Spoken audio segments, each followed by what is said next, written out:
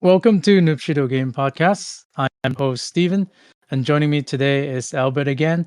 We're going to talk about Kamen Rider Revice Episode 2.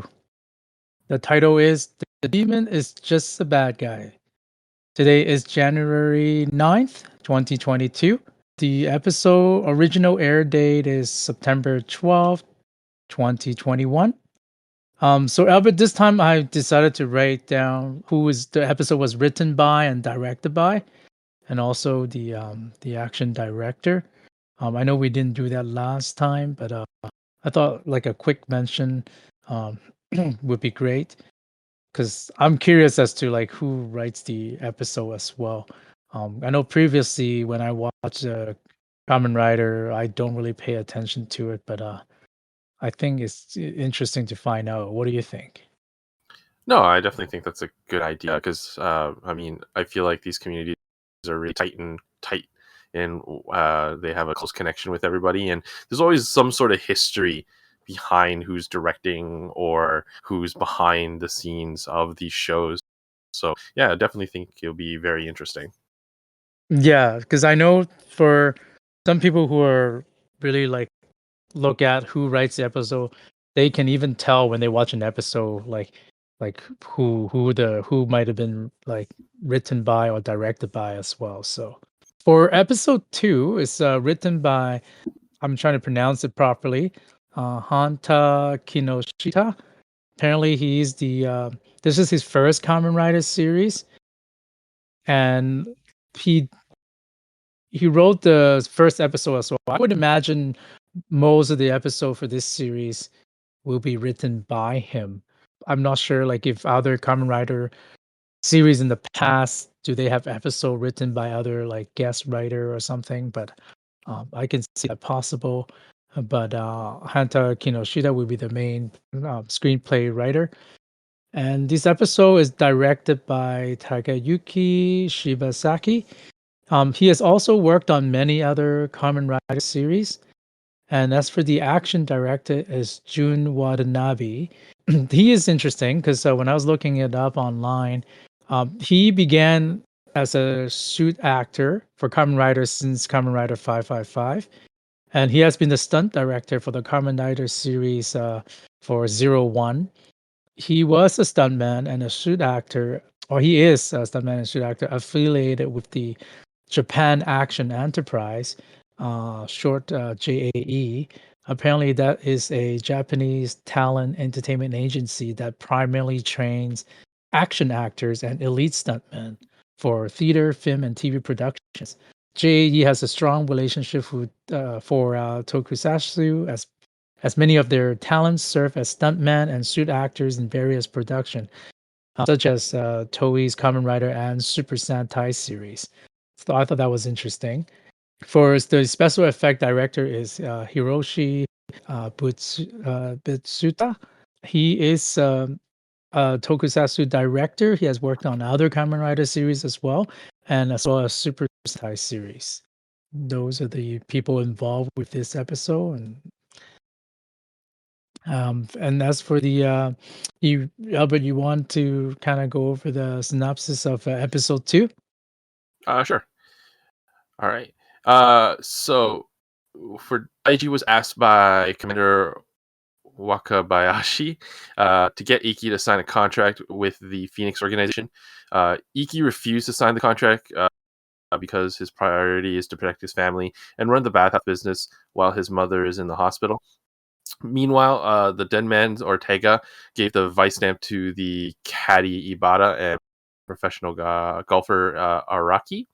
The V stamp released the Mantis Dead Man, which was stamped by the caddy, and the Megalodon Man, which was stamped by Araki.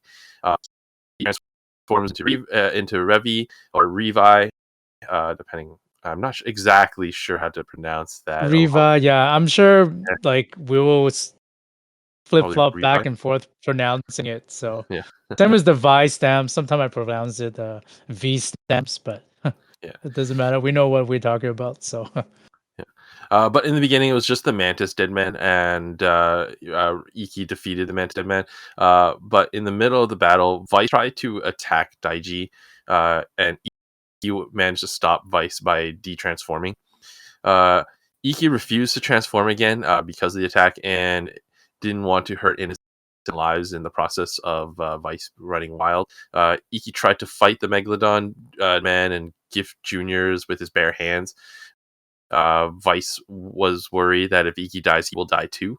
And during that fight, Vice promises to Iki that he will never attack humans again, and forms a contract with Iki for that promise. And then together, Iki and Vice defeated the Megalodon Dead Man, and Daiji collected the Vice dance back from Ibata and Araki.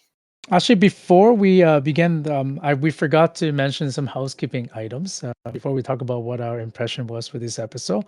So for housekeeping items, thanks to one of the listener from YouTube, So Yang Si, he or she pointed out that, or the listener pointed out that the official site shows the age of the actors, not the age of the character in the show. And it was silly of me that I missed that. I did go back to check, and yes, and Albert, if you remember, we kind of mentioned I told you that the official site mentioned the age of the character, but it was actually the actors, as the listener pointed out.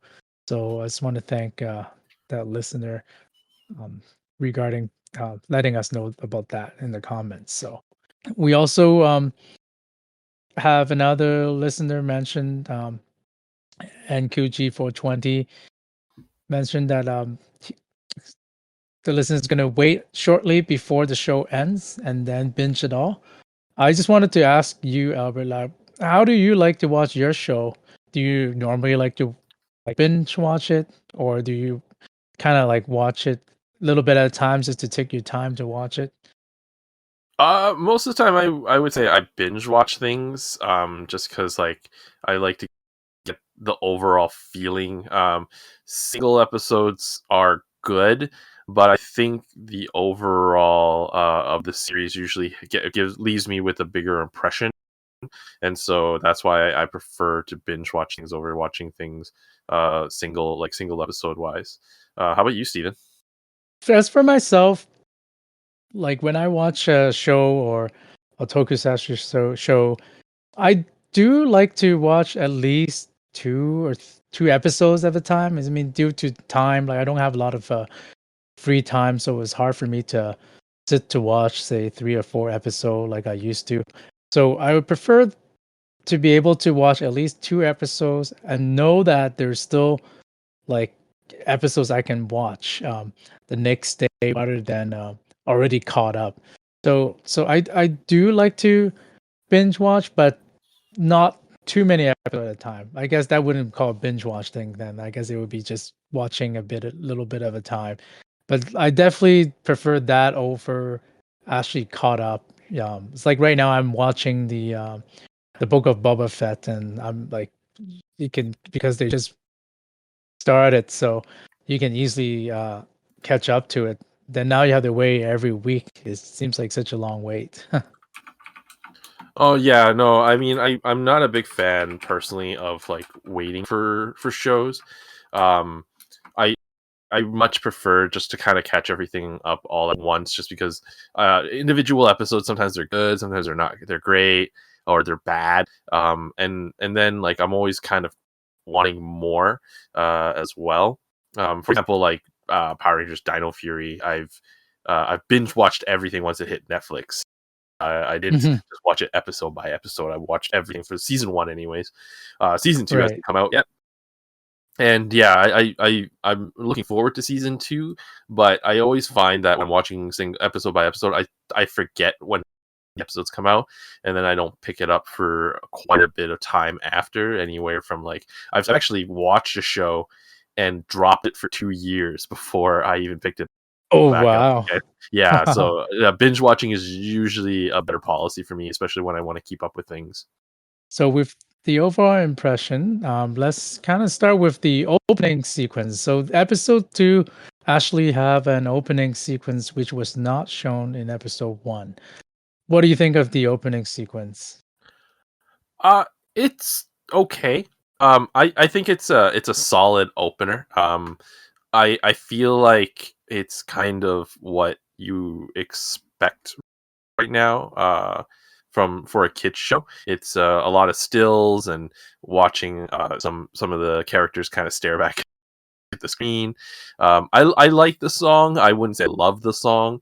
I feel like also if they would have had maybe uh, I would like to see more action sequences in there.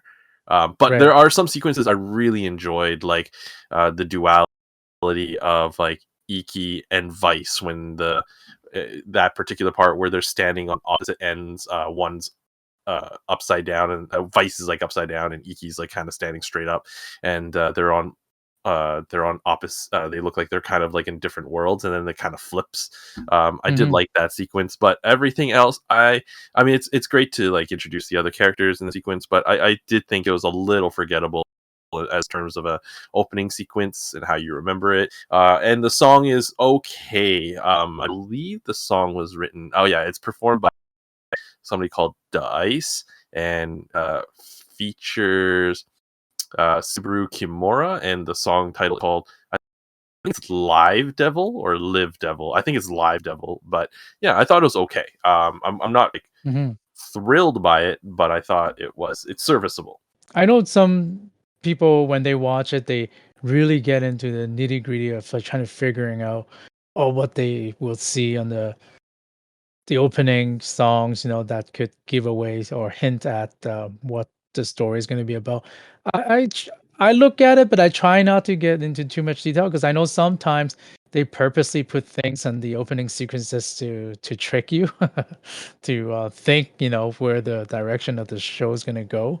Um, but when I watched this opening sequence, I liked it. I like the part where they show like the families were interacting. I really like that. Shows the individual characters there, and there was like one particular shot of George. I don't know if you remember. It shows that there was three like Kamen Rider in like these tank, a water tank or something. That was looks like he's like drawing power from them, which kind of confused me for a little bit. I did went on some forum to look see what people say. If I remember correctly, like maybe he was like taking powers from like some of the previous rider or the rider's DNA, because you can definitely see it. That's how they do the remixes, because apparently each of the Vice Nam has like a either a reference to past Kamen Rider. 'Cause after all, this is the 50th anniversary of Kamen Rider, so they're going to reference a lot of past Kamen Rider series for sure. And I mean, I don't recognize like which three of the riders that would have been. That I'll have to, I looked it up before, but I forgot because I didn't watch like too many of the older series. So I don't know if you remember seeing that screenshot from the opening sequence. No. Again, Yeah, it was the opening was a little forgettable for me. for you, It yeah. wasn't. Next time you Yeah, can maybe like trying to catch that. Yeah, yeah, I'm sure and they you'll and you'll I'm you'll see it once that I mentioned it to you. So yeah. yeah, and I'm definitely the type of person who doesn't really like pay attention to like the nitty gritty Hmm. details unless I'm really going through it. For me, an opening sequence needs to be a couple things. It needs to be catchy, and I feel like it needs to be very recognizable in terms of like how you remember it. Because like Right. I mean, some iconic opening sequences are really great and kind of get people into the mood of it. But like yeah, this one was like, oh hey, it's an opening. It's kind of your and the catch and the main song is not like crazy good. I thought it was okay, and kids might really enjoy it, but I was just like, it's not as catchy as something like say, I mean, I've been watching Demon Slayer recently, and I think Demon Slayer's intro is, of course, really good. Of course, it's done by Lisa, who also did the Sword Art Online intros, and it's very Yeah, catchy. I like the Demon Slayer opening as well. Yeah, Yeah. yeah. And But this I one, the song, yeah, like you said, it didn't like I don't mind it, I don't hate it, but not something like, oh, so good, I want to go download that. listening Yeah. to it again, you know? So, But I actually have the scene in front of me that you're talking about with the 3 yeah. riders, and Oh, look okay, yeah. yeah, so looking at it, it looks like it's, like, a lot of like, the original rider, maybe Kamen Rider Black, in one of the tanks, and the other one is what's the one where he's like a dragon? I forgot which one that one was, but yeah, it looks like that one. I believe it was, like, in the US when they tried to bring Kamen Rider, it was called Dragon Knight or something like that. Is it that one? Oh, I don't remember, yeah, if it's that one or yeah, I went online before and the people point out which is which, but I just thought that is interesting how, it sounds like George is somehow siphoning, like, powers from these rider, but so hopefully they'll kinda mention that in the show later. Yeah. I'm sure they would. I mean, we only on episode 2, and I think right now they're on episode, I don't know, 15 or 16 probably. There was another screenshot that I thought it was interesting, and I want to mention before we move on. I found on the forum that people were pointed it out. There's one screenshot when they show like they're like pens, not pencil, like drawings of like there was a bunch of animals and there was a human in the middle. Kind of the part where they show up the human is evolving from the apes. There's one shot where they have a lot of different animals and people were pointing out that probably each of the animals that's on that particular screenshot would probably become like a vice stamps power or something. So, well, those are the animals that's going to be based off of. It's only like it flashes really quickly. Like unless you pause it, you could like probably won't even like notice it. I see. Yeah. It's kind of the part where they, like I said, it's like a brown background and everything is like drawn like by like brown color lines, and you'll see like I think there was a shot of like bunch of cells, and then you see like a ape evolving into a human, and then there's one shot with like a human in the middle and a bunch of animals around him. So you can try to look for that next time you watch the opening. Yeah, keep an eye out on that. Yeah. Anyway, so let's move on with the rest of the what we thought of the episode. I really like the beginning when they show the commander what was his name? Wakibayashi, I think. Yeah. Um Ashley was demoted what's his name? Hitomi, that's what George called him. The guy from the first episode where he's trying to transform but he failed. Yeah, that was a very harsh demotion, like a very harsh demotion, like immediately going in, like you're not fit to command and you're demoted now. I'm like, wow, to that was like, squad leader. Yeah. yeah, I was like, that was like one time, and it wasn't But like necessarily his fault either. but I like that because I honestly like I remember we kind of mentioned this in the first episode. We thought like, oh, that guy's dead. Like I don't think we'll see him again in the next episode. I didn't think that they would. I kind of mentioned it again, and you get to see the consequences and stuff. So, which I really like, and it really shows that like Phoenix is like all it's actually like a believable organization. Like when you fail, there's consequences, rather than just kind of brush it off and not talk about that character again or something. So I really like that part that I mentioned it. And then of course, Iki didn't want to be the carbon rider, still refused to take the sign the contract actually with Phoenix. They're interested in signing him on so that he could, I guess, fight for the Phoenix organization to fight the Deadmans. Yeah. And I I thought this episode, yeah, go ahead. Oh no, I mean, I thought that was that made a lot of sense too because he seems like he doesn't want to be a soldier. It's not in his heart to be a soldier. He just wants to make sure his family's being taken care of. And it kind of speaks to a lot of like old, like I don't want to say old, but like what they want Japanese sensibilities to be, where you take care of your parents and you take care of your family. You're not the cause of trouble.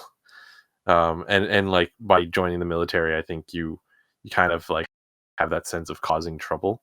But yeah, he when he refused it, I think it fit the character really well. Right, I agree. And also when the first monster that they fought was the caddy, right? The Ibara, I think that was his name. Yeah, yeah. Yeah, So Ibata stamped himself with the Mantis V stamp and unleashed a Mantis Deadman onto the the driving field where the golfer Raki was practicing his drive after being Ibata was originally scolded and then was enticed by who was it? Was it Ortega? Was it? It was Ortega yeah, that gave or Ortega. Yeah, I thought that part was kind of like I have nothing against his outfit. His outfit looks great, but I just thought he just kind of stand out like a sore thumb in the driving range wearing that outfit. him. Like you would think he would at least try to conceal himself or blend into the public, but he doesn't care at all. He's just can No, you imagine seeing someone wearing that outfit in a driving range? that's fair. I think that's the kind of the point of the Dead Man's is they don't care. They want people to know that they're there, and so he just doesn't. He doesn't really care what people think. He's there to just cause chaos. Um, I did think uh, Ibata and Iraqi's relationship seemed kind of just sandwiched in there. It was like very wedged in, where like we just need to have a fight of some sort and a reason why the bad guys are here. And so Right. like, what's better than just, a kind of a condescending boss almost. Yeah, it could have been any I guess profession that they choose. It didn't have to be a in a driving range, right? So it's true.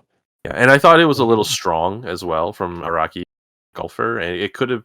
I felt like it could have been just one of those things where Iraqi didn't have to be like so angry and directly. It could have been one of those things where it was a little bit more passive aggressive, and it would have been just as believable in that sense. Because like, yeah, it just felt like it was okay.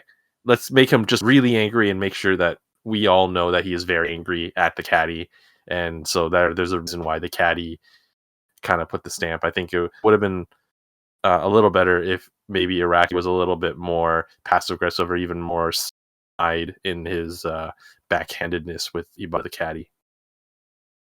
And sometime I wonder if the Vice stem have some kind of like hypnotic power or something. Because when like I know Ibara was kind of upset that he was fired, but he seems to pay no attention to what Otika kind of looks kind of weird. And when someone hand you like a stamp, you probably be like, "What the heck is this?" But he didn't really like he kind of just get mesmerized by it and he just kind of look at the stamp and then the next scene that you see is he already know how to use the stamp. I mean, instead of him questioning like, why are you giving me this? Like, who are you, this strange man wearing this outfit, handing me something? Yeah, no, I agree. I think there is some sort of hypnotic with the stamps, and yeah, and once they stamp on it, I think they become like very enticed by the slam, which leads me to kind of like continuality error with the last episode. It didn't seem like what was his name, the guy who got demoted. He didn't seem like he was like uh hypnotized by the original Rex stamp. So I wonder if they did That's anything to true. the specifically to the Rex stamp to kind of make it not like that. Maybe it has to do with the inner demon of the character. If you Mm. have some built up certain hatreds of it, then it will, I don't know, kind of make you just pay attention to and you want to use it or something. I'm not sure. Yeah, that part I thought it was weird that he didn't question at all who was this guy. Just gave out of nowhere giving me this stamp, this weird stamp. Yeah. um, so the mantis dead man. If you, I did notice this in the last episode, but now that I looked at it, looks like the villains always their only their upper body matches the animals, so you call it like, whereas their lower body doesn't really match. Like the mantis And also they all look like they're made out of paper, which kind of makes sense because I don't know, because like a contract, it's on paper, uh, and it looks like the upper body is folded out of paper. I don't know if you noticed that. No, I have to kind of see and kind of keep an eye on that when I see the uh, the monsters kind of come that way. I didn't notice that. I did notice that they did look like the stamps. Like we mentioned last time, we weren't sure if the monsters would look like the stamps, and it turns out it is. But yeah, I They didn't. look like origami, like look like something made out of like origami paper or something. Mm, But yeah, if you look like the mantis and also the megalodon, that man, like the megalodon has like hairy, like furry lower extremity, whereas only the upper extremity that looks more like a representation of the megalodon. Same with the mantis. I wonder if it has to do with maybe a budget constraint. They don't. They maybe they're going to be reusing the lower body. Only the upper body gets, like only the upper body gets redesigned, but different dead man later on when you'll see the reuse of their lower body is possible. But and if you remember, I also like when Vice start attacking the mantis. He There was like a reference to me. It looks like the reference to Fist of the North Star. He did the 100 the Rex Demon Fist or something like that. And have you ever watched Fist of the North Star? a long, long time ago, like very long. I don't think I would even consider myself a fan because like it was just so long ago. I think I saw it as a kid, and it was Yeah. just. I remember it being really violent, and that's really all I Yeah, remember. and usually like the main character, like in Fist of the North Star, with he has this like really like fast. I forgot the name of it in English. Like he was really like fast, like fist punching the character, right? And then usually like actually throughout the whole manga or anime, it's like that. Whenever a character do a special move, it will like it will have the words of the special move like on the background. Hmm. It will like announce, and that's exactly like to me that's like a kind of like a reference to that when he did that 100 demon rex fists. I thought that was cool. And Vice always do these like, I don't know how you say it, like this weird moves or just not very conventional moves, I guess. Yeah, he's very He cartoony, picked like Yeah, he's very good cartoony. cartoony, and yeah, like a he was like he picked up like uh Iki and kind of swing him around into the mantis. Yeah, no, he's very much of the most cartoony character. I think he's supposed to be the character that kids are like at least younger kids supposed to gravitate more to because he's kind of like super energetic and he's Mhm. more charismatic than like who the main character is supposed to be. Um, I also think he's supposed to be the more mischievous character, as we kind of saw in this episode. That even though him and Iki com- have partnered up in the previous episode, it's not a partnership yet. It's very much like this episode kind of stamps down, lack of a better pun, what the dynamic is between Iki and Vice. It looks like Vice in this episode still very much is a demon, and he still just wants to have fun. And attacking people is his idea of fun, while uh, while Iki is very much like, no, I want to protect people, and people shouldn't be hurt. And yeah, that's something that um, in this episode, I think they establish Vice is what kind of character he is and what he I think he will be kind of moving forward. Yeah, you mentioned attacking peoples, and that like brings me to the first episode that I didn't notice until this episode, that Vice seems to only attack Iki's family members. If you remember in the first episode, all Vice wanted to do was eat Iki's mom.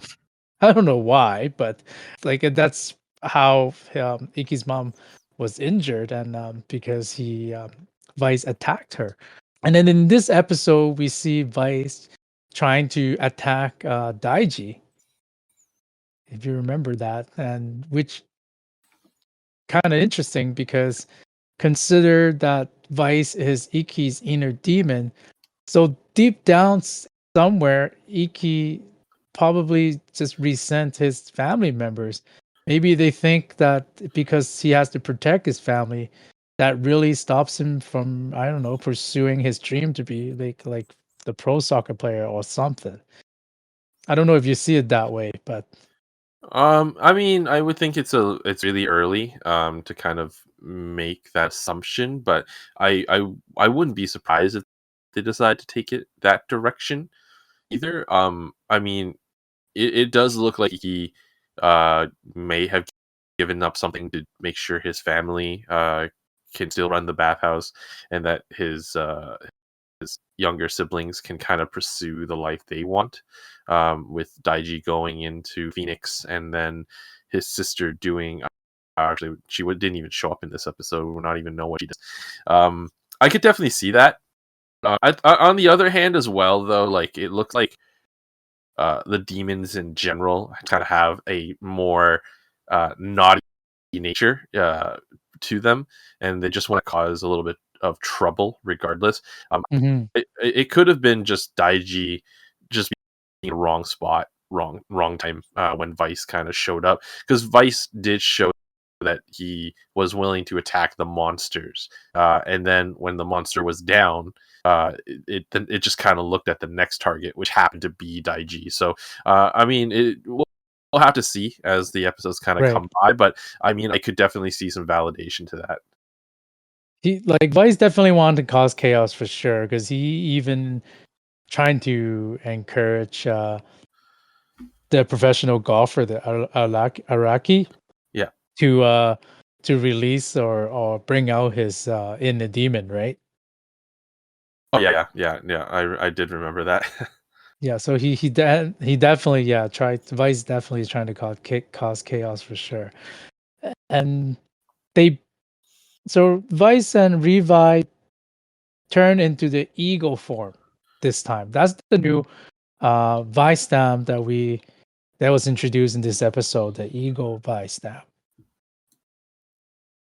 Yeah, that's the first time they use an alternative vice stamp. Um, Showed up the eagle one. They didn't normally with most tokusatsu, from what I remember, they normally finish off the episode with a new form. So this one is a little different. It showed them transforming into the eagle with the eagle stamp, and then but they finished off with their Rex stamp at the end of the episode. Yeah, I and also they instead of having one villain that they fight, there's the Mantis and Megalodon. I think they have to have two just to balance out that there's Vice and Revice. There's two kind of Kamen Riders, so looks like that they kind of have the balance as well with like two villains. But with the remix form, I'm still kind of yes or no about the remix form. I still haven't really liked the idea of how they combine it. It looks kind of like weird. They do these like either whatever you call it, like gymnastic pose or yoga pose, or in order to transform into these ego form, in this case the remix form. And but I do like how it shows that they actually have to work together, because when they first turned into the ego form, I think they got separated right away, and until like they recombined, and they were more powerful. Yeah, I think I agree with you on that, because like some of these forms are kind of awkward in how they transform and how they position themselves. Um, so with the eagle form, uh, Iki is kind of on top, Vice is at the bottom. Vice is kind of acting as like the base, while Iki is the head. Um, so from what I know, and I understand it, each of the forms that they use the different stamps for is kind of a tribute to the old Common Rider. Uh, Yes, yes, you're right. You're right. yeah. Yeah. Um, I just didn't like how they did this eagle form as personally. It's because the chest piece becomes the head of the eagle, and it just looked awkward. It looked really awkward, and it was to as well. I mentioned it previously, and I won't harp on it too much, but like CGI isn't the greatest, and so it looked even worse when they were in the air and started making attacks. The Rex form was it was okay. I'm not gonna harp on that one because like that's their base form, but I'm kind of curious on where the T Rex head came from, because Iki's arms become the jaw, but then like the top of the head came from like out of nowhere. Yeah, I think it just spawned like extra pieces that it needs the armor to make the form. That's what I think it's doing.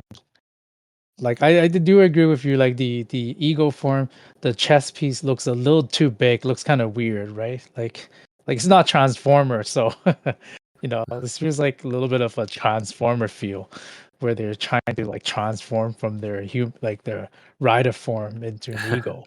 I don't know how else they could do it better because I mean there are two like riders here, so it'll be weird if they that they if they don't transform. Let's say if an eagle just came out and that's their power, like what are they gonna do? Just stand around do nothing while the eagle attacks? Like that would be weird, right? So they have to make them interact somehow. Yeah, I mean, I'm interested to see how they kind of deal with the other remixes and how they implement those. If these two are a sign of things to come, I think we're in for a at least a visual treat to be like, okay, this is interesting. Let's see how they kind of justify how this works.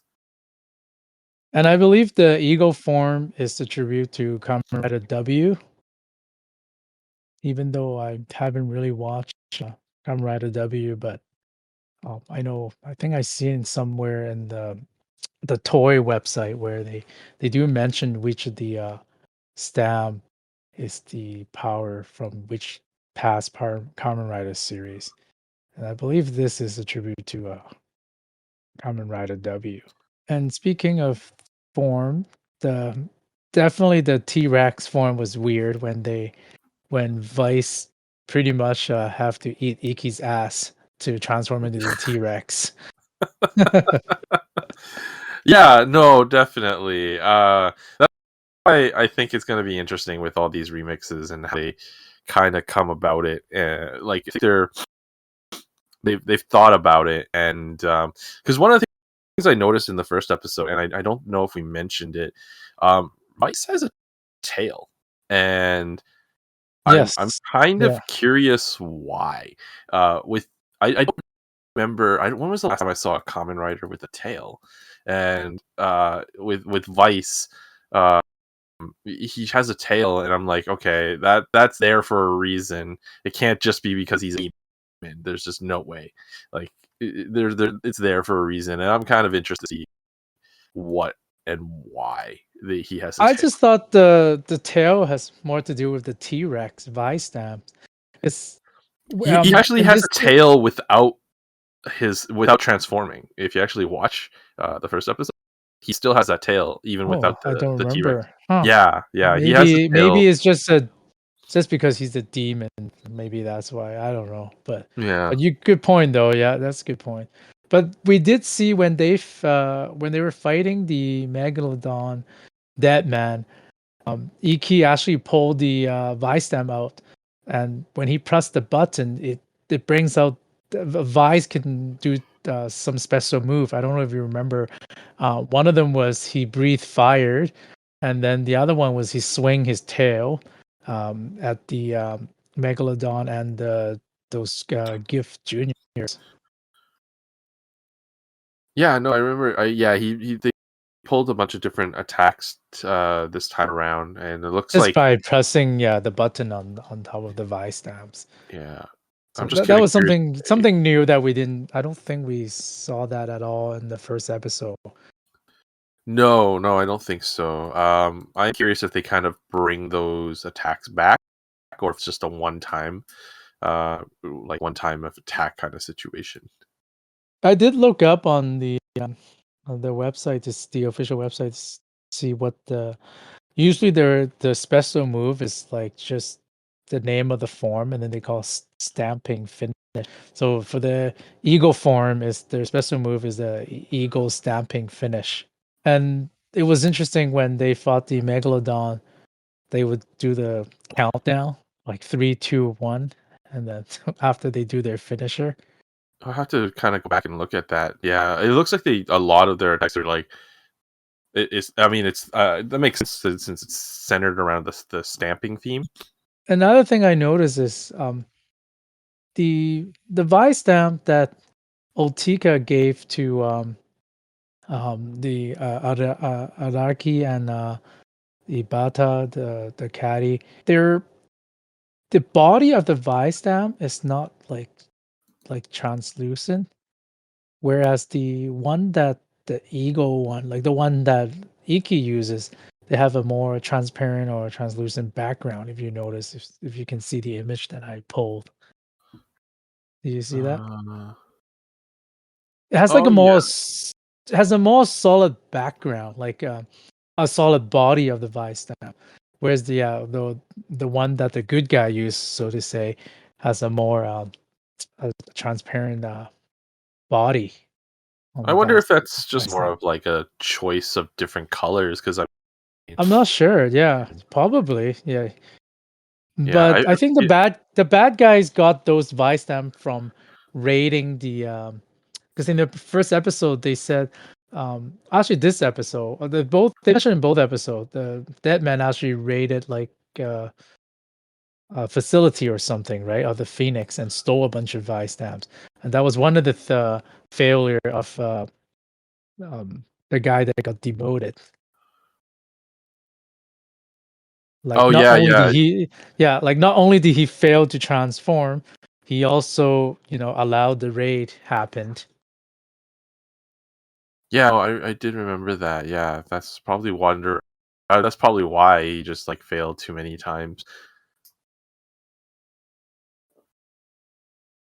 It was interesting as well. Again, I still puzzle by where exactly is the base of the dead pad, because every time they show it, it looks like they're on the moon or something. But yet the professional golfer, after being told by Vice to, you should go release your inner demon or something, somehow maybe the Otiga or Julio found him or something, but he managed to go to the the dead man's base. That's how he received the stamp, the buy stamp. If you, I don't know if you remember that part.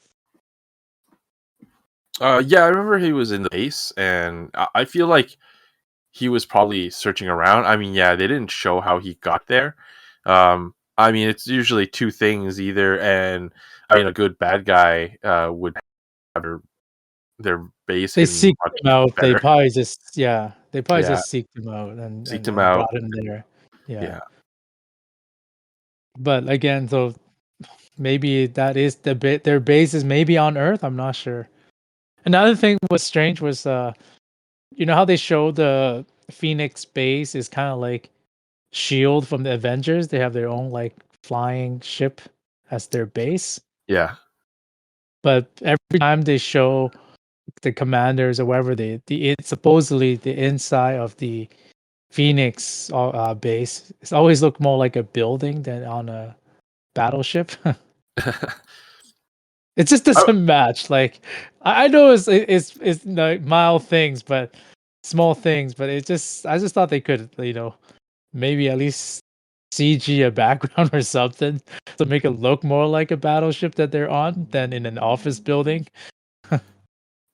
that's fair. Yeah, I mean, I kind of like I get where you're coming from. At the same time, I also kind of see like know what? I think if it's their main base, there's gonna be some office buildings for some bureaucracy going on there, and probably a lab or something there. But no, I mean, it would be nice to see some other parts of this base and have it more Yeah, like a military kind of esque feel to it instead of just like here's some offices, and this is what. Yeah, like just like so far the shows, the impression I get is they're always on the flying spaceship, like their battleship, and that's their base. And but we never see how the Phoenix agents like descend from the spaceship or battleship to the ground or something. How did they get dispatched from the base? Yeah, that's true. Yeah, they don't really they haven't given a lot of information on Phoenix so far. Yeah, the organization itself. Um, and what else here that I thought it would. Yeah, and I like you said before, I do like how Iki just, it's actually he in order for him to kind of beat up Vice, he actually transformed just so that he can bring his physical form out so that he can like give him a tough time. Yeah, I think that was my favorite scene in the whole show, uh, because it just shows like the tension that is there between Iggy and Vice, and that it's just not it's not done in terms of like what their partnership is supposed to be, and Mhm. why Iggy doesn't trust Vice. I'm really surprised that they so early that they allowed the suits to hit water like that. Like most shows when they got like suits like that, they want to protect them because water can do. I mean, other than drying out, can cause all other issues with like suits like that, especially with the Kamen Rider ones, where it's probably a combination of like foam and leather and plastics, and like like none of that stuff smells great after like soaking it for a little bit, especially if it's True. like proper bathing house water, which looks like they rented a location to actually make it look more Him believable. that? Yeah, looks like it. Yeah, it looks believable. Yeah. Yeah, I wonder. I would imagine they'll have like multiple suits, to use, in case like one get damaged or something.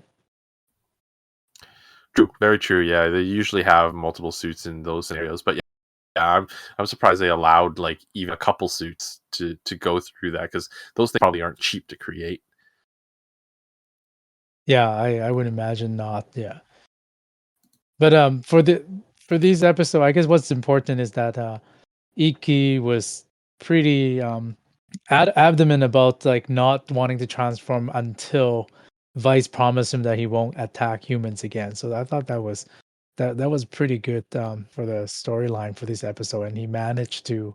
He was just like fighting bare hands, with the villains, and he said he would continue to do so until he die. And then I'm not sure if Vice, the concern that he show, if it's genuine concern about Iki, or he just don't want to be destroyed, because if Iki's dies, he'll probably be destroyed as well. Yeah, I That think part I'm not sure. I think very early, like we've established that Vice is a little bit selfish and he just wants to live his life. But if his life is tied to somebody else, he's probably more than willing to do things for that other person since like he's tied to that person. So I think right now it's more of like self-preservation, more than I like this kid and I want to help him out. We'll find out if it's Vice is actually really just, well, he is the inner demon of Iki. In a way, he is Iki, just the evil side of Iki. Yeah, I don't think they've And established that though. Like, have they? yeah, I don't think they've established like are these demons actually part of the people they came out of, or are they actually their own entity? So, I mean, they did say that everybody has their demons, but like, yeah, is it part of them or is it actually something separate? Which, yeah. um, I mean, we're still early, like you said, episode two, because the mantis, like both the mantis and the megalodon dead man, they don't talk at all, right? Like they can't talk. Like you you think the stamp did bring out the caddy's inner demon, but they can't talk. And what was different was I thought the caddy Ibata actually turned into the demons, or did he not? Because I know the megalodon, the golfer, Mhm. He did not turn into a demon. It just brought out his demon. He was just standing on the side holding the vice stamp. The caddy did not turn into the demon. No, He okay, okay. Yeah, he stamped himself, and then he kind of went into a trance when his inner demon You're got right. released. Okay, right. Because he kind of woken up after the mantis was defeated, right? Yeah, yeah, he kind of returned back to normal after that. But the only time we saw the human got transformed into a demon was in the first episode when that prisoner, that wrestler Oh, cameo. he didn't transform. He actually got like the demon came out of him. Right. He Yeah, came out of yeah, him and he and then he totally passed became out the or demon, something. right? No, Oh, he he didn't become passed a out. demon. He Oh, he passed did out. pass Yeah, out. Okay.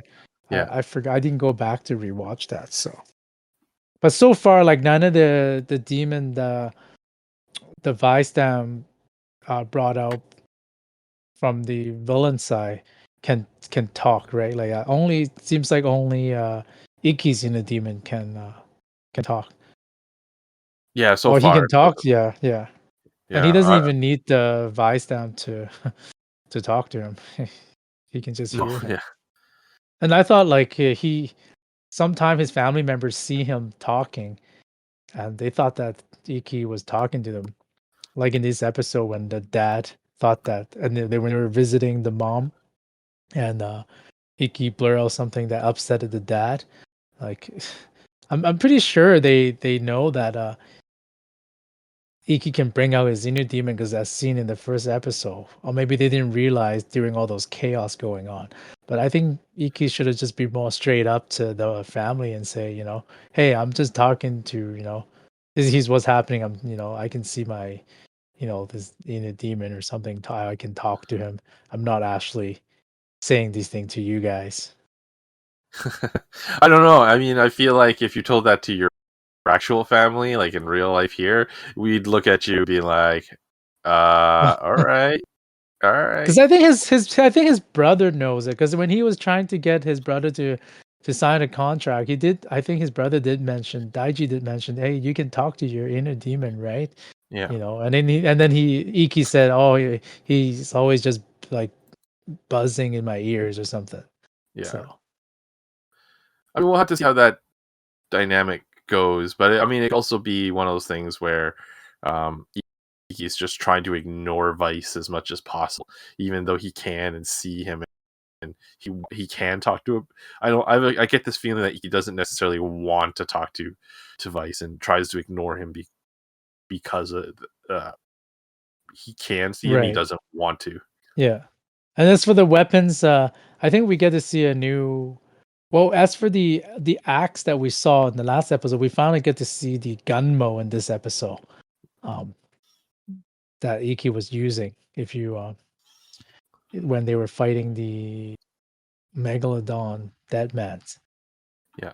No, yeah. The weapon. He finally got to use the gun mode and use that, and I guess Vice also jealous and wants a gun of his own, so he steals uh what's that? The other thing called there? The Gondaphone Yeah. 50.